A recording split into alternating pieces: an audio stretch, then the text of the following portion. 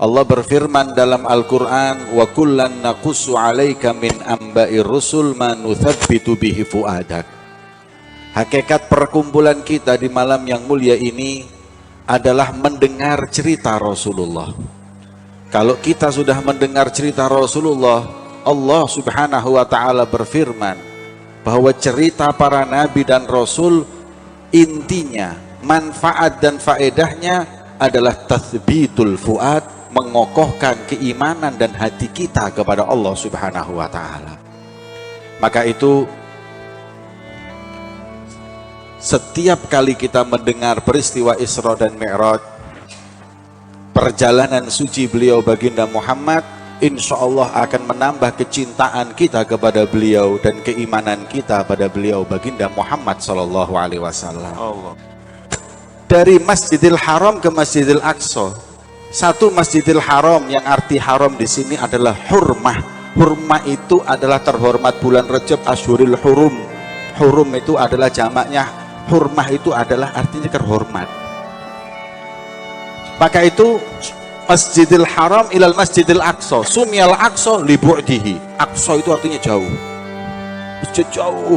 Orang perjalanannya orang Arab itu 2 bulan berangkat, 2 bulan pulang.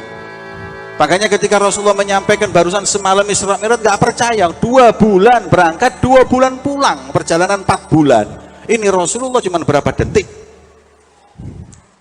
Alladzi barakna haulahu, yang mana Masjidil Aqsa ini kami berkahi di sekitarnya. Ahli tafsir mengatakan diberkahi karena di situ ada asjar, fawakih, ada pohon-pohon, ada buah-buahan yang rindang. Ada juga yang mengatakan alladzi barakna haulahu lima fihi min hillil anbiya wal mursalin, tempat tinggalnya para nabi dan rasul. Banyak nabi di Masjidil Aqsa yang pernah sholat dan lain-lainnya hingga diberkahi oleh Allah Subhanahu wa ta'ala. Untuk apa ya Allah kau memperjalankan hambamu Muhammad dari Masjidil Haram minal Masjidil Aqsa? Linuriyahu min ayatina, untuk aku tunjukkan kebesaranku, keagunganku. Masya Allah, peristiwa ini peristiwa yang gak mungkin akal manusia bisa mencerna, gak mungkin kecuali dengan iman kepada Allah Subhanahu wa ta'ala. Yang aneh, ayat ini ditutup dengan kalimat innahu huwas sami'ul basir. Kata Syekh Mutawalli Sya'rawi, mestinya dari ayat yang begitu besar keagungannya ditutup innahul jabbar al-qadir al-qahhar, yang maha mampu. Ini enggak yang maha mendengar dan maha melihat. Kok enggak nyambung? Kemudian ahli tafsir mengatakan, iya, karena asbabun nuzulnya tadi disebutkan Gus Fikri, amul huzun. Seakan-akan Allah mengatakan, untuk kutunjukkan kepadamu kebesaranku wahai Muhammad, dan ketahuilah Allah maha mendengar cacian kafir Quraisy kepadamu, dan Allah maha melihat bagaimana menyakitimu wahai Muhammad. Masya Allah. Jadi Rasulullah ini memang dihibur di malam Isra dan Mi'raj ini. Gak usah sedih kau Muhammad. Memang peristiwa Isra Mi'raj ini, kata Syekh Mutawalli Sya'rawi, adalah peristiwa memang untuk menghibur Nabi Muhammad dengan hiburan yang belum pernah dinikmati seorang Nabi maupun Rasul manapun. Terus Kanjeng Nabi itu punya himayah dakhiliyah, himayah kharijiyah. Di luar gak ada yang melukai Nabi Muhammad, ada Abu Thalib. Di dalam siapapun yang menyakiti dengan lisan, ketemu istrinya yang senantiasa menghibur hatinya, hilang hadirin semua rasa sakit hati ketika dihibur oleh istri tercintanya Khadijah. Makanya ulama mengatakan ma'a'dhama Khadijah, alangkah agungnya Sayyidina Khadijah, yang semenjak meninggalnya Khadijah Allah langsung hibur Nabi Muhammad. Kepaten bojone langsung dihibur Kanjeng Nabi Muhammad. Kenapa? Karena sedihnya hati beliau Rasulullah. Hingga di suatu malam tanggal 27 Rajab, Muhammad tidur di sebelahnya Ka'bah, tepatnya di Hijri Ismail, yang Rasulullah ketika itu terancam, dimanapun beliau itu ada terancam mau dibunuh, hingga akhirnya dikawal terus oleh Sayyidina Hamzah dan dikawal Sayyidina Abbas. Sayyidina Hamzah niku dijuluki Asadullah, sebab berani. Abu Jahal dikampleng sepisan delosor katanya, wantelawai gede, sampai dijuluki singanya Allah. Singa tapi gak edan, nah edan lah Arema nih. Kemudian yang di sebelahnya Abbas. Abbas ini atwalun nas au atwalul Arab jasadan. Wong paling dukur se-Arab. Saking dukurin niku numpak unta sikile nemplek di lemah. Sampai bisa bayangkan, unta niku kalau naik kita itu kadang-kadang pakai ondo. Ini beliau ndak nemplek. Sampai numpak Supra sik jinjit kok numpak unta. Nih. Tinggi jaga Rasulullah. Yang satu lagi Hamzah kuat. Suatu malam Rasul Shallallahu Alaihi Wasallam tidur, dibanguni malaikat Jibril. Muhammad diangkat Rasulullah, dibawa ke sebelahnya sumur Zam-Zam. Terjadilah peristiwa syakkus sadar, dibelah hatinya Rasulullah, diambil, dibersihkan dengan air Zam-Zam dan bejana yang dibawa tistun minnal jannah, yaitu tempatnya dari surga, wadahnya dari surga, tapi airnya air Zam-Zam. Masya Allah, kan aneh ya, mestinya kan kalau baskomnya dari surga, opo gak tekok surga bisa nak banyune, kok Zam-Zam. Maka ulama akhirnya mengatakan berarti air Zam-Zam lebih mulia bahkan dari air Al-Kautsar, air yang ada di surga. Nabi dibersihkan. Ulama berkata, kenapa Nabi dibersihkan? Apa sebelumnya kotor? Enggak hadirin. Wa ma akhrajal amlaku min qalbihi adza walakinnahum zaduhum tuhran ala tuhri. Nabi enggak dikeluarkan sedikit pun kotoran, tapi dari suci lebih disucikan karena agungnya pertemuan yang akan dilakukan, yaitu dengan Allah Subhanahu wa taala. Kemudian Nabi Muhammad setelah disyakkus sadar, dibelah dadanya dan dibersihkan, datang malaikat Jibril tadi itu dengan malaikat Mikail, dan riwayat malaikat Israfil, ada 3 malaikat yang mengawal Rasulullah, dan dipanggillah dabah, hewan dari surga namanya buruk. Buruk dalam bahasa Arab dari kalimat barkun itu kilat, karena cepatnya perjalanan, lebih cepat dari mata memandang. Sampean sekarang ini merem melihat bulan, itu yang namanya buruk, lebih cepat dari mata kita nyampe ke bulan. Jadi kita melek ini berapa seperribu detik, itu buruk lebih cepat lagi, saking cepatnya kecepatannya buruk. Kemudian hadirin yang dimuliakan oleh Allah, ketika Rasul Shallallahu Alaihi Wasallam tadi itu dinaikkan buruk, buruk ini istas'aba. Istas'ab itu kayak gak gelem ditumpahi. Ngamuk malaikat Jibril, berkata kepada buruk, ya buruk, wallahi ma rakibaki ahadun a'zam wa a'azu indallah minhu. Belum pernah ada yang naik ke punggungmu yang paling mulia di sisi Allah dan lebih agung seperti Nabi Muhammad Shallallahu Alaihi Wasallam. Langsung buruk gak berani bicara, cep diem dia.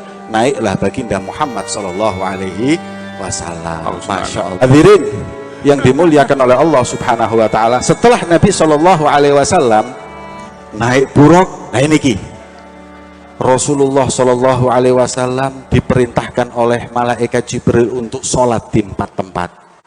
Sholat pertama di tempat yang rindang dengan pepohonan kurma. Kemudian malaikat Jibril mengatakan kepada Nabi Muhammad, tahukah kau tempat yang rindang itu apa? Enggak tahu. Itu namanya Thaibah wa ilaihal muhajarah, tempat hijrahmu nanti Madinah Munawwarah. Yang kedua gunung adalah Turi Sina, tempat Nabi Musa bincang-bincang dengan Allah. Tempat yang ketiga adalah pohon, tempat bersandingnya Nabi Musa ketika dikejar-kejar Fir'aun. Tempat terakhir itu rumah namanya Baitul Lahmin, haitsu wulida Isa, tempat lahirnya Nabi Isa. Nama aslinya Baitul Lahm, akhirnya orang Yahudi bilang Bethlehem, aslinya Baitul Lahmin. Coba lihat hadirin, tempat yang Nabi disuruh sholat adalah tempat bekasnya Nabi dan Rasul. Makanya itu di mana tempat ada bekasnya para wali, Nabi, Rasul, niku barokah. Setelah Rasulullah SAW perjalanan tadi itu hadirin, suruh sholat di 4 tempat, mulai kanjeng Nabi ditunjukkan oleh Allah peristiwa demi peristiwa. Di antaranya peristiwa itu adalah seorang yang memukul-mukul kepalanya sampai hancur. Turdakh ru'usuhum fakullama u'idat turdakhu, terus dibalik no dipecamane, terus dipecamane. Kanjeng Nabi ranglet, "Wahai Jibril, sinten iku umatmu?" Hah? Kenapa? tataqalat rusuhum fis sholawat, umat musim males sembayang, subuh ditangeni gak gelem, isya keturun yaiku. Masya Allah. Lanjut Rasulullah jalan, Rasulullah mencium bau wangi, ditanya ini siapa, bau apa, bau kuburan. Kuburannya siapa? Masyitoh, tukang sisirnya anak perempuannya Fir'aun, Masyitatu binti Fir'aun. Kenapa? Masyitoh itu tukang sisir, tapi tukang sisir ini selalu ingat sama Allah.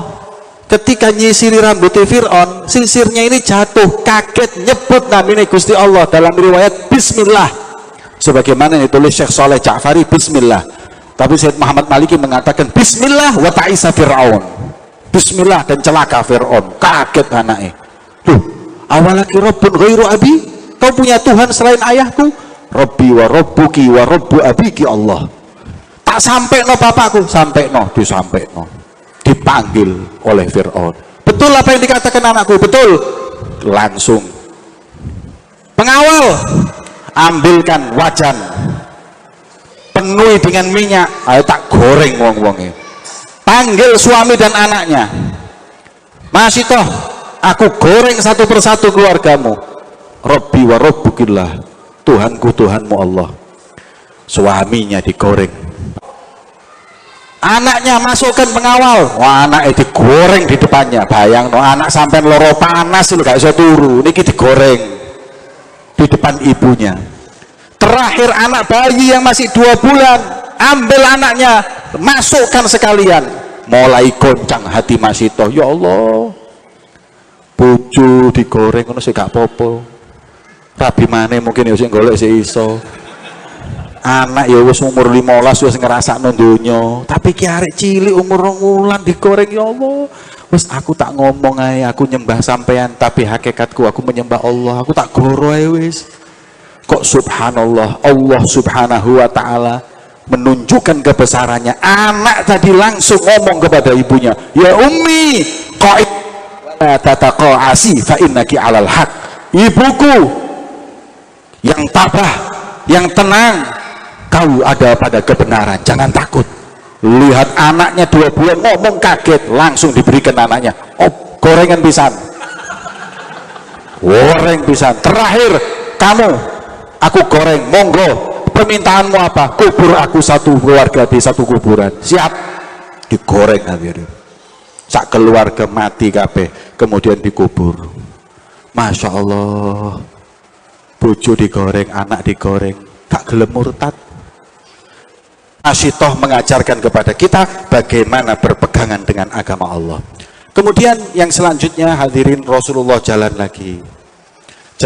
Rasul Shallallahu Alaihi Wasallam menyaksikan ada orang itu renang, tapi duduk di kolam renang di sungai yang terbuat daripada gedit, yaitu campuran darah dan nanah. Sudah gitu dilempari yurjam bihajari minan nar, diuncali.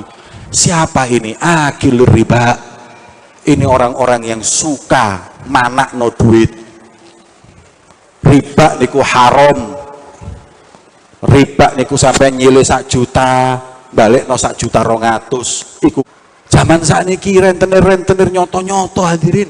Dek embong yo tulisannya butuh uang, jaminan BPKB, proses cepat masuk neraka. Bang titil niku. Ini haram semuanya. Kenapa kita umat Islam melakukan hal seperti itu? Itu dilarang. Ahallallahul bai'a wa harrama riba, jual beli monggo, riba jangan. Allah sudah jelas mengatakan seperti itu. Nah, itu orang yang suka manak no duit, naudzubillah. Nggih, tapi wong sing biasanya no duit niku gak pati kerasan dek majelis-majelis kayak ngoten. Insyaallah pun hadir, insyaallah tobat. Amin Allahumma amin, Allahumma amin. Dalam pemandangan lagi hadirin, mengherankan, ada orang itu bawa kayu bakar 10 biji gitu, diangkat gak kuat, itu mestinya dilongi ya, iki gak ditambah maneh.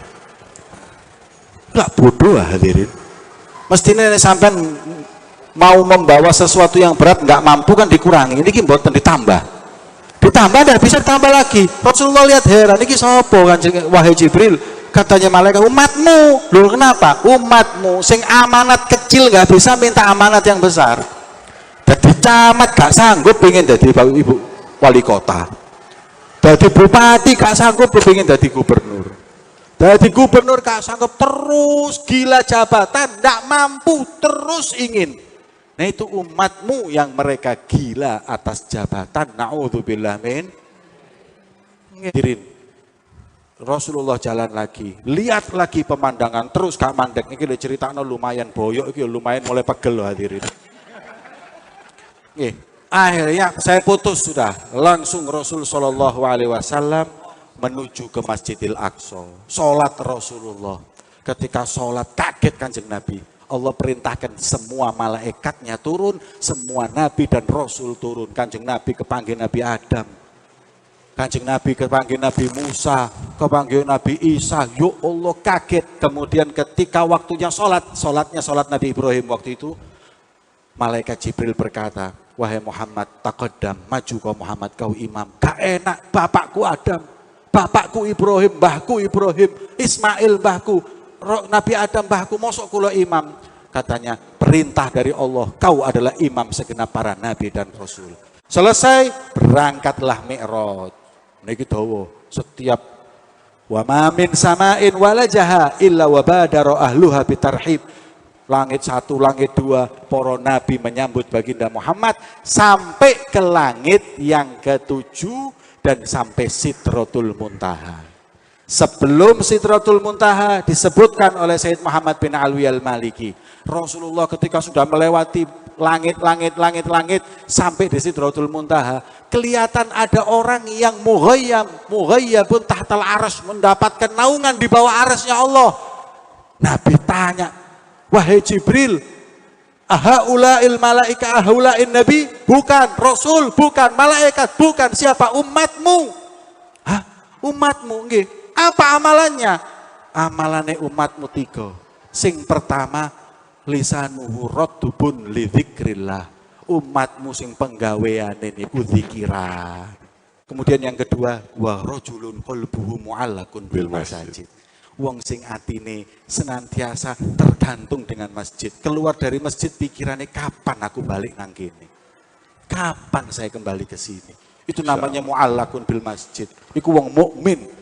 Idza ra'aitu man i'tadal masjid fasyhadu lahu bil iman. Nek sing ngali wong senengane nang masjid, saksikan ini pasti orang yang beriman. Ayo monggo makmurno masjid, salat 5 waktu.